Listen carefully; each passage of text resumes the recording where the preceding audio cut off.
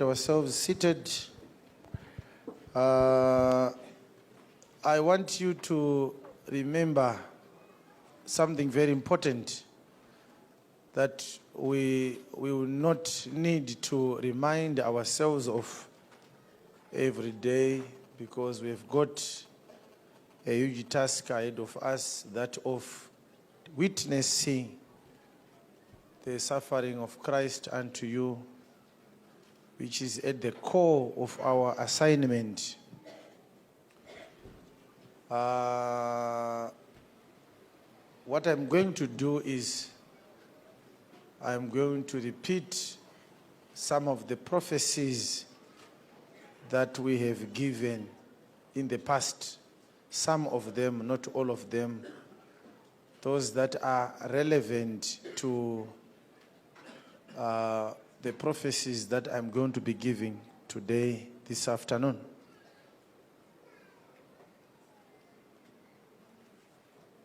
In 2014, it was on the 12th of December, we were doing our prayer retreat. We have got a culture of going out to do a prayer retreat.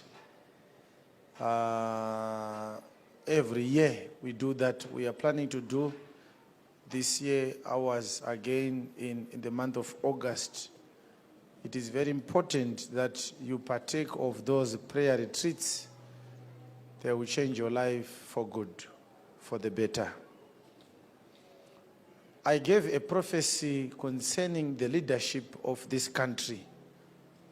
I was given insight into those things by the Lord while we were doing our prayer retreat on the 12th of December 2014. It was a 3-day prayer retreat which was ending on the 13th. So I gave the prophecy to those that were attending the retreat. I think we still have a few that we have with us today. Can I see those that attended the prayer retreat with us on the from the 10th to the 13th of December 2014? Can I see those by raising hands? Can you show yourself by raising your hand? If you attended the prayer retreat, aripo iranga ariko ku prayer retreat, usimudze ruoko. I can't see even one today. The prophecy is there. If you go to YouTube, there is a sermon that is titled Samson's Riddle. It was uploaded in 2015. We cannot change that because you can actually check the dates on the YouTube platform to see when that sermon was uploaded. And in that prophecy, I said, the Lord spoke to me and said, are you praying for this country? And I wondered what kind of a question that was. I said no, because that is not what I was doing. And he said, when a leader has been given a mandate to lead a country, a nation, or any community at any level, it always happens because God has done it. God is the one who ordains leaders. Every leadership is given a tenure, a time frame. When will that begin and when will it end? So I was given an insight. The Lord said, this current leadership you have has outlived its tenure. But it happened for a purpose. I said so many things. There was a man who could have become the president of this country more than 10 years ago. He was given a prophecy. He went down south to look for some powers to make it happen. And because of that, he was taken out of the plan to be the leader.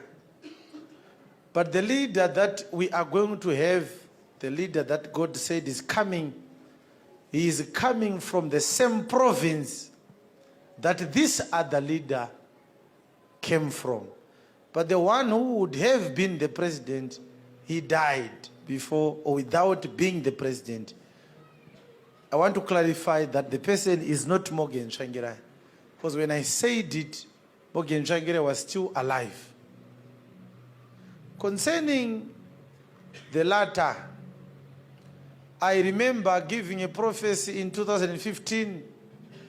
In that prophecy, I was saying, the Lord said to me, this man, Morgan Tsvangirai, was not meant to be the president of this country. He was only given a mandate to start a revolution, to start the process that is going to give the nation a new leader. He was not designed to be the president of this country. I said it, and I also said that his time to go is nigh. In 2015, by then he had not come out in the open with the issue of this cancer that eventually claimed his life. Nobody believes the prophet or the prophecy because it is not meant for non-believers. It is meant for believers.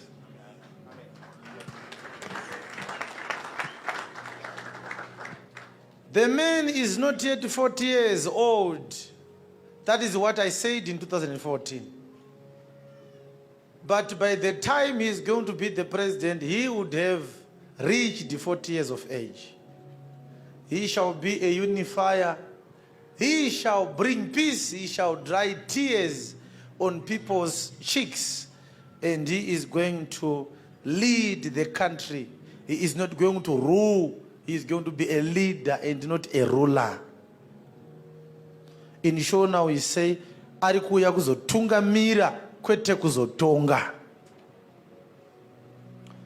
So, by that time I said, he is not coming now. Because before he comes, there is an interim system that is going to come. He is not going to take over from the current system. There is another leadership coming, and he is going to take over from that leadership. I said it. You can watch the video. On YouTube is there. There are so many sermons in which I was repeating that prophecy. And I also gave another prophecy different from this one, in which I said I saw a lunch box that was full of milk. It was set on top of a rock. And everyone was hungry. And it was understood that the only way you can deal with your hunger is by drinking the milk in the lunch box. But the lunch box was worn out. It was at the verge of breaking. And everyone wanted to touch that lunch box. And I saw myself at the back of the crowd. The large rock was like here, and the whole nation was around it, pushing and shoving. Everyone wanted to take the lunch box to himself and drink all the milk alone. And I was behind the crowd trying to find if I'm going to find an opportunity to also lay my hands onto the lunch box. A voice said to me, you know what? This lunch box is very complicated. If anyone here lays his hands on this lunch box, it will break and no one will drink the milk. Someone will come and change the lunch box for you. The milk is going to be shared amongst the people after this lunch box has been taken out. You are going to be given a new container. But as I saw the vision, I saw a woman. And I even said the words, stop it, in that prophecy. I said those words in 2015. I said it. So everything that we are doing today, everything that we are seeing today, we have given the prophecies that are now more than 3 years old. Everything that we are seeing today. Now, these are some of the prophecies I gave. The other one is concerning the apple. I said I saw an apple and the apple was rotten inside. And the apple was causing trouble to everyone. And I heard a voice saying, don't worry, no one is going to stop the evil works that this apple is doing. No one has the power to do that. It is going to break from inside. And as I saw the wind driving the apple in the air, going everywhere, I saw the seeds in the apple fighting. And the voice said to me, these seeds inside the apple, they are going to bring the demise of this apple. And when the fight intensified, the apple was just about to hit against a tree, and each time that was about to happen, it would go sideways, it would survive. But as the fight intensified, eventually it hit against the tree, it fell down, and everyone saw the worms that were inside the apple. And I said in that prophecy, the apple is a political party that is in this country. So I'm going to be very careful again, because there are certain things that I am not allowed to say as I give the prophecies that I'm going to give today. Take note of them, write them down. If it is God who has given me the prophecies, they will surely come to pass. I gave another prophecy. I saw a coffin with a Zimbabwean flag on it coming back into Zimbabwe.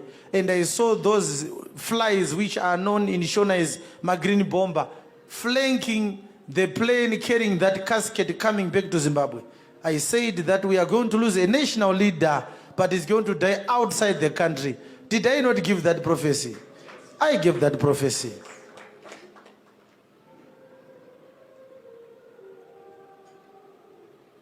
I gave that prophecy.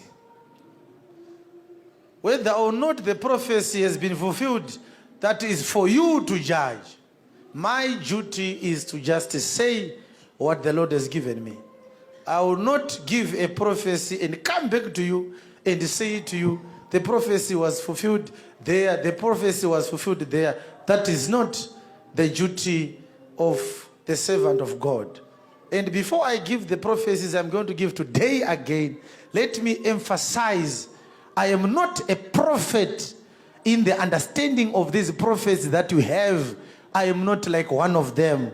I am a prophet in the sense that I testify about Jesus. Testifying about Jesus is the highest level of prophecy. Everything else we may say, these are just some dessert that you are eating after the main meal.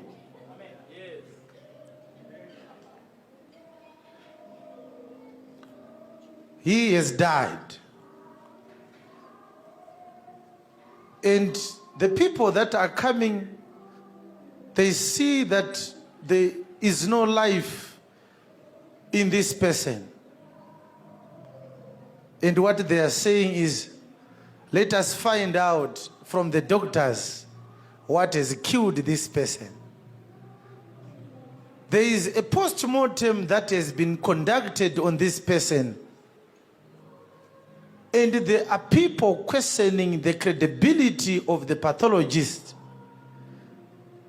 Could they have been paid to say he died from a natural disease while he was sleeping, or he was murdered? Nobody is able to explain how this person has died. I'm using the words this person because I do not want to disclose whether he is a man or she is a lady. Those are some of the details that I will only know about. I am not allowed to say them. But the person has died. And a lot of people had hopes on this person. He or she was a very big man in the political structures of this country.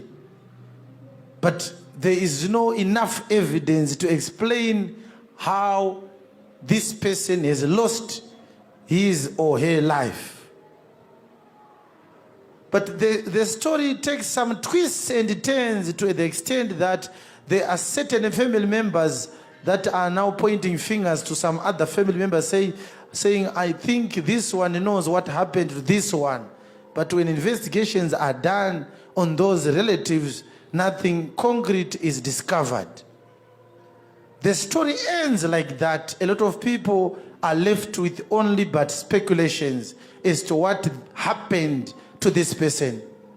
Was this person murdered? Or this person died a natural death? This is the problem. But a lot of people are going to be left orphaned because of the death of that person. Because a lot of people expected that person to do something for the betterment of people's lives. A lot of people had hopes on this person, but the person has died. And nobody can explain what really happened. Did God know that this person was dying? Yes, he knows. That's why I'm giving this prophecy. Why did God allow that person to attract a lot of attention, and many people are expecting that is going to change things, and yet God knew that this person was losing his or her life? God is doing it because he wants to divert people's attention from seeing somebody else behind the scenes whose God's eyes are looking at. And I want to assure you this afternoon that this person has not died a natural death. But nobody is going to discover who has done it, because it is a clean job. Even though it is a clean job, God is going to punish those that would have done the clean job.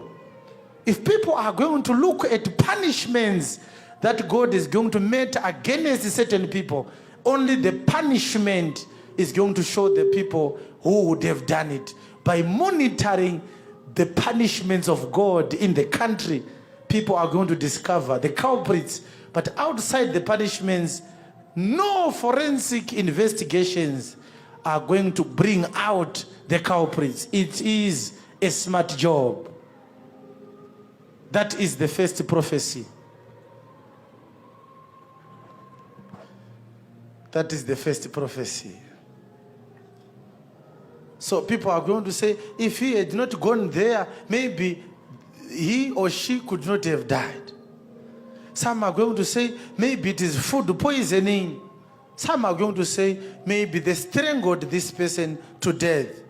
But the pathologists are going to say, no, we don't see evidence of suffocation. This is not death by stranglement. So this is the end of the prophecy. I am not going to give any further details regarding the prophecy. Keep it. If God is true, it will come to pass. It will come to pass. I don't want anyone to call me concerning this prophecy. I'm warning you. Tell your neighbor, don't try to talk to Apostle Chiwenga about this prophecy. This is the last time you are hearing this prophecy from me.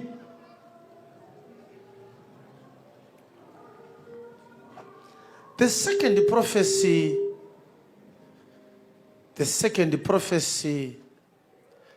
it concerns the coming elections.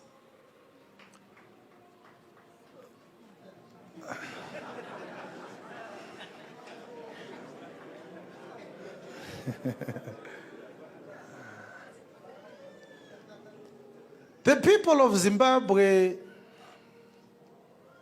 are going to be seriously disappointed again.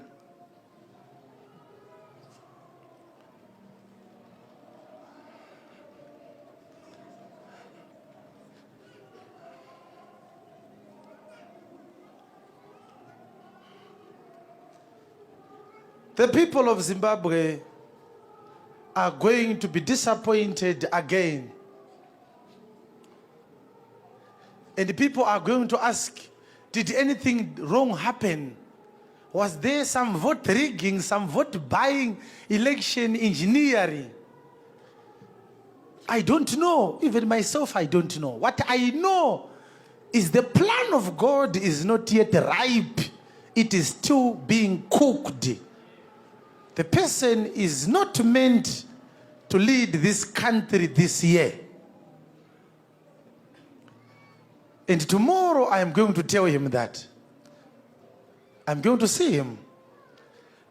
Because ever since I gave him the prophecy, I talked to him. I talked to him on Thursday. He wanted to see me last week. I was not available. I couldn't meet with him. So I called him on Thursday and said, can we meet? I think we can meet now. And he said he was going out. So I'm going to tell him, like I told him that things were going to happen like this. The person I'm talking about is the person that is the beneficiary of the 2014 prophecy that is going to lead this country. He was not yet 40 years in 2014, but he is now 40 years of age. Whatever he's doing, he is not yet ripe to lead this country. Patience is a difficult virtue. A lot of people are not patient. He is not doing anything wrong. What he's doing is right. But he is not working to get the victory in the elections. He was not designed to win this election. This election has no winner. God is the only one winning this election.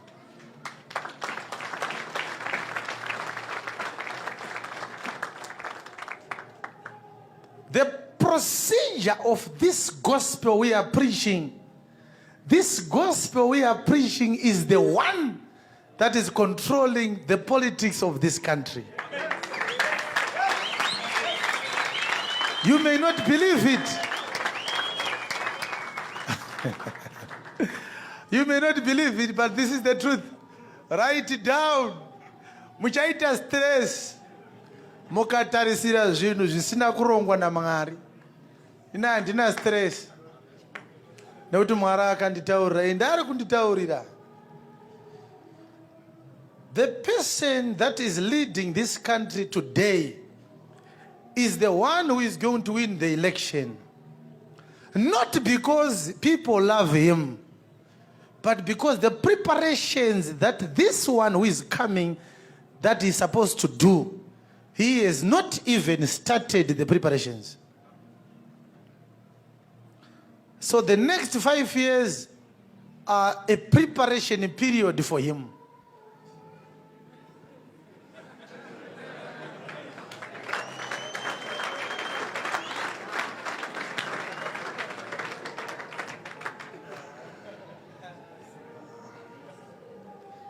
You don't like it, ask your neighbor, do you like it?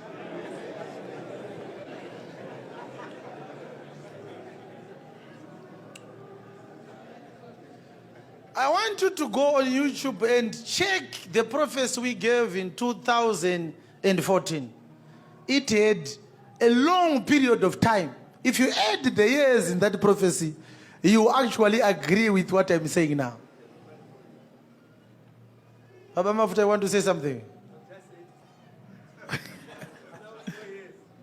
5 more years. And probably more than 5. If he doesn't do the homework that he has to do enough. The people that he is working with today are not the people that he is scheduled to enter into government with. And the reason why he's given 5 years, God wants him to shed off the caliber of the people that he is working with. He's working with the crooks. He's working with the people that do not tell him the truth, people that are court jesters to him. They say, you will make it. This country does not need a dreamer. This country needs a father. Somebody who can look at some wounds and say, let us do something to heal them. This country needs somebody with ears to listen. This country has had a leadership that does not listen to its people since it got independent from the British colonial rule. We have adamant, daft-minded leaders who think about themselves. You cannot be a leader if you are thinking about yourself. A leader listens to those that he is leading. I thank God that he has given me a role to play in these things. And I'm doing it as God instructs me. The unfortunate thing is, I'm not an easy person to spend time with. I don't say things that people want to hear. I'm an enemy to the people. You don't want to listen to me. You are enduring this prophecy right now. You are saying, oh, shh. He has started again. Things are working well for us. We were thinking in 3 months' time, all things will be fine. Let us wait and see who has actually heard from God.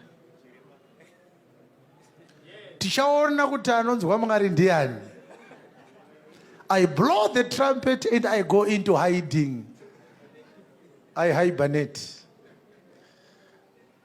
Someone is thinking about looking for me to ask things from me. What was I prophesying about? Someone is struggling. Others are advising him, don't speak to him. Don't speak to that little boy. What does he have to tell you? And others are saying, but everything that he prophesies, they come to pass. You need to speak to him. Why could you go to seek for a sorcerer from Nigeria to give you some prophecy, which prophet is all known, well known for giving false prophecies? Speak to this young man. And others are saying, what do he say? He said the prophecy already. He doesn't like you. So he's still thinking about whether he should call me or whether he will not call me. He's thinking about it. So the Lord was saying, he may call you, he may not call you. But this is what you're going to tell him if he calls you. He is not going to change this country, this one who is thinking about calling me or not calling me. That's what I'm talking about now. But if he calls me, there is some piece of advice that I'm going to give him that is going to help him to just do a few changes to the problems of this country, a few of them. But that does not bring a permanent solution to our sick economy, our dead and stinking economy. But it may give some people some reprieve for a short while.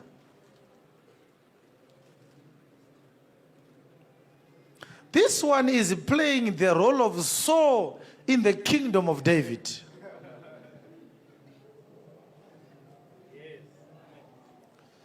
And I'm not going to explain further about the role of Saul in the kingdom of David. But this one is going to play that role.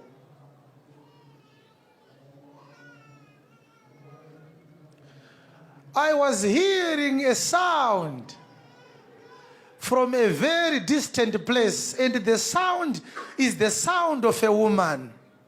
And I saw people seated down complaining. We thought that the problematic woman is no longer there. There is a new problematic woman in the Zimbabwean politics. It is a sound from a distant place. And I saw people in fear. We can't say anything about this one. This one is too powerful. But as time goes on, there are going to be uprisings within the family, within the camp of people who are complaining because their feathers have been ruffled by this woman. But there is going to be an intervention. Somebody is going to be bold enough to stop this woman from going amok like the other woman. But is this intervention in time enough to avert some trouble? or it is going to be an intervention that will be too little, too late. We don't know. But the intervention is going to open fresh wounds, and there's going to be some bickerings again. And the people who are so close today, they are going to walk separate ways because of that woman. Thus says the Lord.